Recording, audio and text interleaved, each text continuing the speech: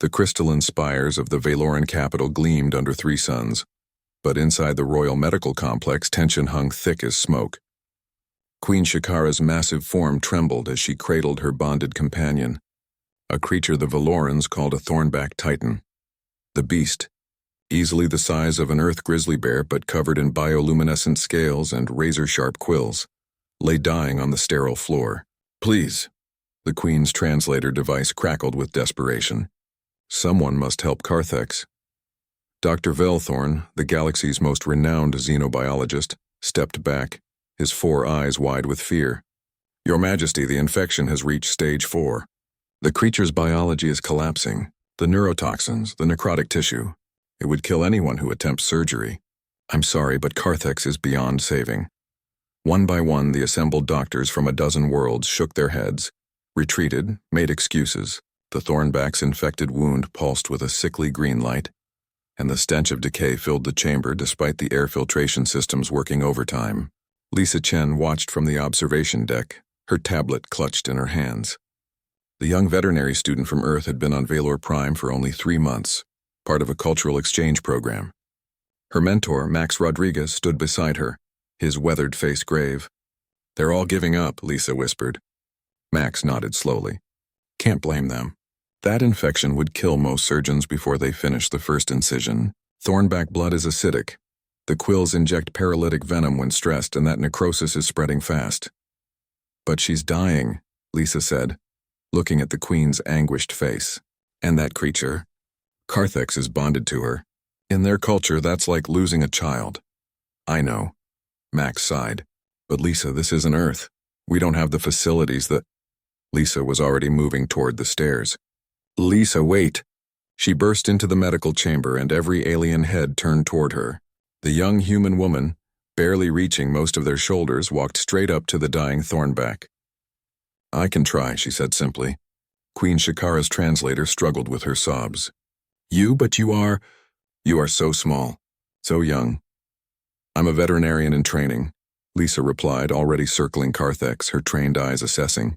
"On Earth, I've treated everything from grizzly bears to venomous reptiles. I've worked with infections in environments from Arctic tundra to tropical jungles." She knelt beside the beast's massive head. "Your Majesty, I can't promise success, but I can promise I'll try everything I know." Dr. Velthorn's voice dripped with condescension. "Child, this isn't some primitive Earth creature. The complexity alone is irrelevant." Max's voice rang out as he descended the stairs, medical bag in hand. "Because we humans have something you all seem to have forgotten about." He stood beside Lisa. "Stubbornness." Lisa looked up at her mentor, surprised. Max grinned. "If my student's going in, so am I. We didn't become apex predators on a death world by giving up when things got difficult." The Queen's translator barely kept up with her rapid speech. "The infection will kill you. The surgery alone—" "Then we better work fast," Lisa interrupted, already pulling on thick gloves.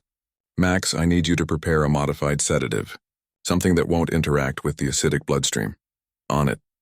What happened next would be discussed in medical schools across the galaxy for generations. Lisa and Max worked with a precision and fearlessness that seemed impossible. When Carthex's quills shot out reflexively, Lisa dodged with practiced ease, movements honed from years handling dangerous animals. When the acidic blood sprayed, Max had already positioned shielding with the confidence of someone who dealt with worse. "Humans have this saying," Lisa muttered as she cut away necrotic tissue, her hand steady despite the creature's massive jaws inches from her face. "Fortune favors the bold. We also have another one, scared money don't make money. Sometimes you just have to commit." The alien doctors watched in stunned silence as the two humans navigated dangers that would hospitalize most species.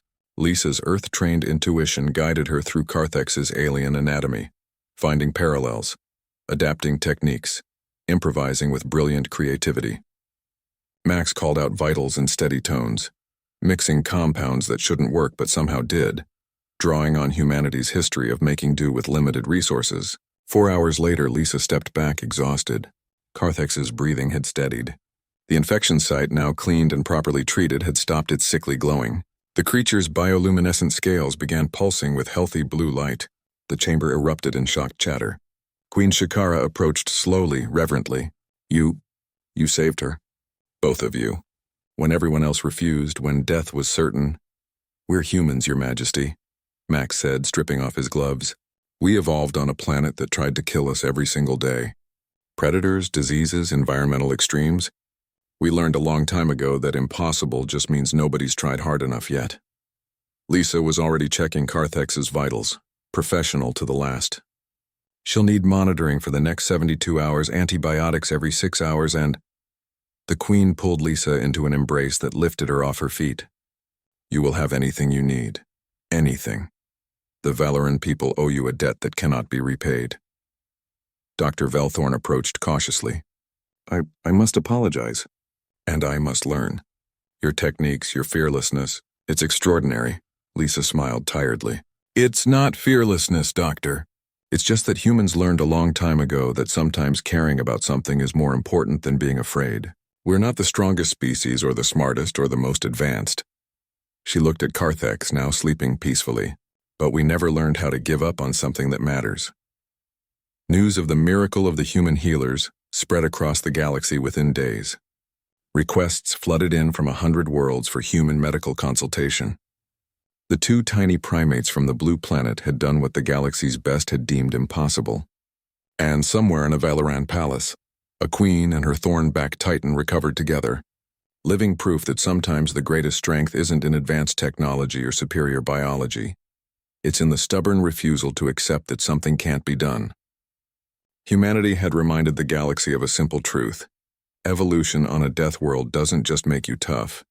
It makes you too stubborn to know when to quit.